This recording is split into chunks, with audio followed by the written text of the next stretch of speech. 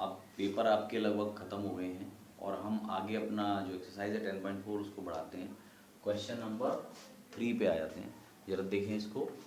If two equal chords of a circle intersect within the circle, ठीक है, दो equal chords हैं, suppose A B और C D दो chords हैं और ये कॉर्ड्स एक पॉइंट पर क्रॉस काट रही हैं, इंटरसेक्ट कर रही हैं पॉइंट पी पर, ठीक है, पॉइंट पी पर ये इंटरसेक्ट कर रही हैं। तो आपको करना क्या है, prove that the line joining the point of intersection, यानी पॉइंट ऑफ इंटरसेक्शन कौन सा होगा, P, the circle make equal angles with the chord. तो यहाँ ये वाला जो एंगल है, इस एंगल को हमें इक्वल प्रूव करना है, ठीक है। ये जो एंगल है जो सेंटर से बन रहा है, तो इन दोनों एंगल्स को इक्वल प्रूव करना है। तो हम क्या करेंगे, ये एक्चुअल में हमने ये कंस्ट्रक्शन भी साथ के साथ कर दिया है। इसमें करना क्या है, आपके पास ए बी और सी डी दो कॉर्ड्स दी हुई हैं, ठीक है। उसके बाद ये दोनों पी पे इंटरसेक्ट कर रही हैं। इसमें हमें प्रूव ये करना है कि ये दोनों एंगल, जैसे इसको क्या बोलेंगे, इसको बोलेंगे ओ पी एफ और ये ओ पी ई, ये दोनों एंगल्स को इक्वल प्रूव करना है। तो हम ये दो ट्राइंगल्स ले लेंगे, इसमें कंस्ट्रक्शन भी करेंगे। कंस्ट्रक्शन ये करेंगे कि ओ से एक परपेंडिकुलर ड्रॉ करेंगे ए बी पर, जो ई पर इसको टच करेगा, और सी डी पर एफ ओ एफ ले लेंगे परपेंडिकुलर, जो इसको यहाँ टच करेगा, और हम ड्रॉ कर रहे हैं परपेंडिकुलर, ठीक है।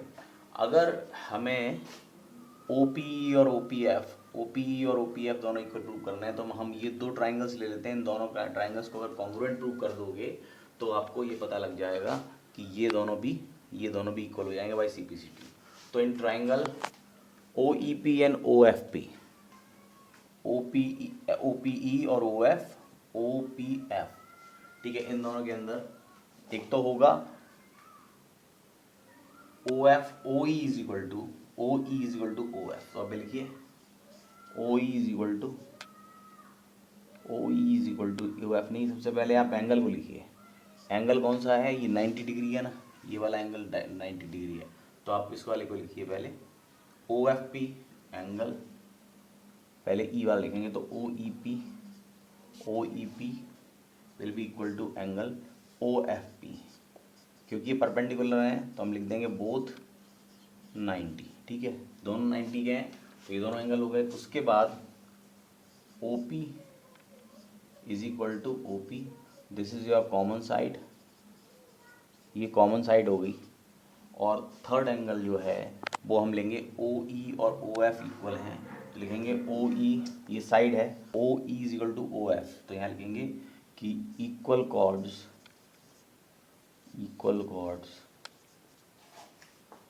आर इन अ सर्कल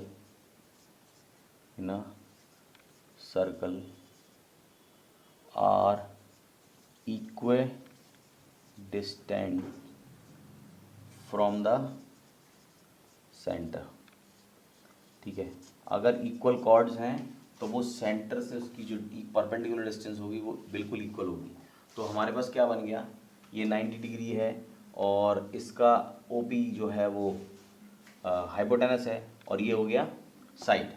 तो आर एच एस से ये कॉन्ग्रुएंट प्रूव हो जाएगा। तो लिखेंगे triangle O E P is congruent with triangle O F P, ठीक है, by R H S property. Further इसमें क्या करेंगे, फर्दर ये करेंगे, अगर ये दोनों ट्राइंगल्स कॉन्ग्रुएंट हैं तो एंगल हमें जो प्रूव करना है ओ पी ई और ओ पी एफ, तो angle O P E will be equal to angle O P F, ठीक है, by C P C T, और हमें यही प्रूव करना था तो ये प्रूव हो गया, ठीक है। तो by C P C T O P E और ओ पी एफ अपने आप इक्वल हो जाएंगे, ठीक है। तो ये मतलब हो गया कि two equal chords of a circle intersect within the circle, prove that the line joining the point of intersection the centre make equal angle, centre से ये एंगल इक्वल बनेंगे, ये हम प्रूव कर चुके हैं, ठीक है। आते हैं हम to next question. Fourth question देखिए आप, if a line intersect two concentric circle, concentric circle का मतलब होता है जैसे ये दोनों सर्कल दिए, इनका रेडियस, वो जो इनका ओरिजिन है ना, जो इनका सेंटर पॉइंट है वो सेम है, दोनों का रेडियस बदल जाएंगी, इसकी कम होगी रेडियस, इसकी ज़्यादा होगी, but the centre is same, है ना। तो जब सेंटर सेम होता है कोई दो सर्कल्स का, तो we call it concentric circle, to call them concentric circle. देखो a line intersect two concentric circle with centre O and ABCD क्या है, AB यानी BC ये वाली लाइन है और AD ये वाली लाइन है। प्रूव क्या करना है कि AB ये जो बीच का पार्ट है ये वाला CD के इक्वल होगा, ये हमें प्रूव करना है। तो सॉल्यूशन में क्या लिखेंगे, लेट OM, हम सबसे पहले कंस्ट्रक्शन करेंगे, O से एक परपेंडिकुलर ड्रॉप करेंगे इस पे जो M पे इसको टच करेगा, ठीक है। तो OM इज अ परपेंडिकुलर, तो लिखेंगे let OM be the perpendicular from O on line L।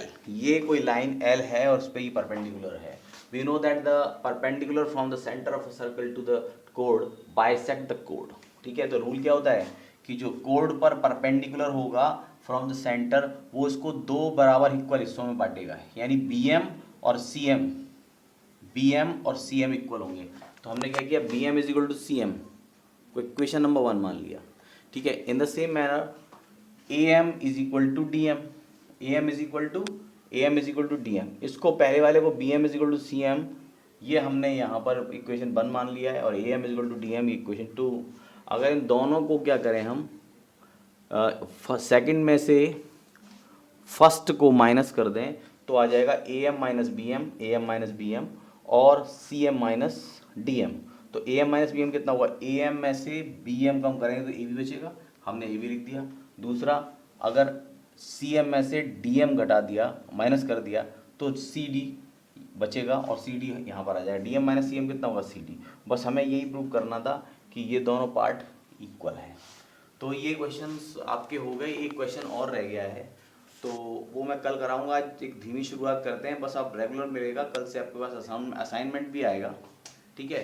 तो आप उस असाइनमेंट को करेंगे और हम कोर्स अब आगे बढ़ाएंगे, ठीक है। तो यहाँ से एक स्टार्टिंग हो गई और कल से फिर आपको मैं थोड़ा ज़्यादा बड़ा वीडियो बना के और चीज़ें बताऊँगा और साथ साथ होम असाइनमेंट भी सेंड करूँगा। ओके देन, इतना ही देखते हैं। हमारा रिवीजन में factorisation of algebraic expression of polynomial वाला चैप्टर था, तो मैं कुछ आपको फैक्टराइजेशन वाले क्वेश्चन देता हूँ, ये आपको करके भेजना है। देखिए जरा, पहला है x³ plus x minus 3x² minus 3, इसको फैक्टराइज करना है। Second one is a plus b का whole square minus 3a² b whole bracket में a plus b। Third question है x² प्लस 1/x² का -4 फिर ब्रैकेट के अंदर x प्लस 1/x और प्लस 6, ठीक है। इसी तरह से fourth a² plus b² plus 2 bracket के अंदर ab plus bc plus ca। Fifth है 9 2a माइनस बी का होल स्क्वायर -4 ब्रैकेट के अंदर 2a माइनस बी और -13, ठीक है। फिर सिक्स क्वेश्चन है फैक्टराइज करना है x⁴ प्लस x² प्लस 25, ठीक है। इसी तरह से सेवन्थ क्वेश्चन है x माइनस वाई का whole square x plus Y अलग ब्रैकेट में है।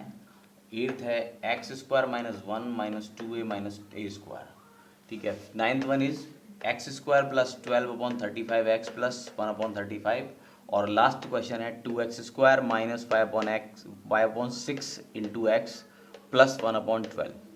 तो इतने ये 10 आपको फैक्टराइजेशन करने हैं, इनको आपको करके कल ही सबमिट करना, कल ही भेजना है मेरे पास, ठीक है। कोई प्रॉब्लम आती है तो आप मुझे ज़रूर व्हाट्सएप करें या मुझे कॉल कर सकते हैं, लेकिन आज आप इतना करेंगे। आज से मैं आपकी स्टार्टिंग कर दे रहा हूँ और कल से फिर वीडियो आप कंटिन्यू आएंगे आपके पास, ठीक है। पर डे होम असाइनमेंट आएगा तो अब आप इस पर ध्यान दें, क्योंकि पेपर्स तो हैं मेरे ख्याल से कल एक आध पेपर किसी का रह गया, वो तो रह गया होगा, बाकी तो सारे हो चुके हैं। तो आप फिर से उसी मोड में आ जाइए, रोज़ डेली वीडियोस आएंगे और वीडियोस के साथ होम असाइनमेंट आएगा, ठीक है। तो आज आप यहाँ से शुरू करते हैं थोड़ा लाइट मूड से और फिर आगे बढ़ते जाएंगे, ठीक है। ओके।